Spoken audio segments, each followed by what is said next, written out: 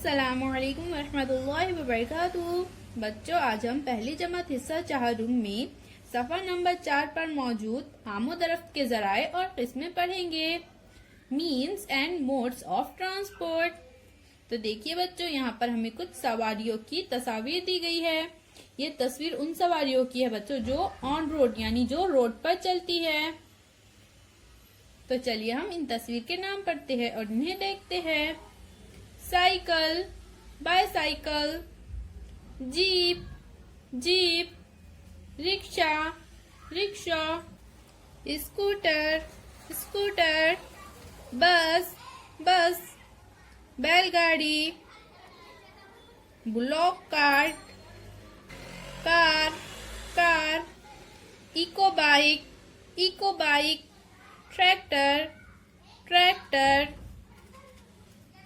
Truck, truck, motorcycle, motorcycle, ambulance, ambulance. तो बच्चों, अभी हमने जितने भी तस्वीर देखे हैं सवारियों के, ये तमाम सवारियां रोड पर चलती है।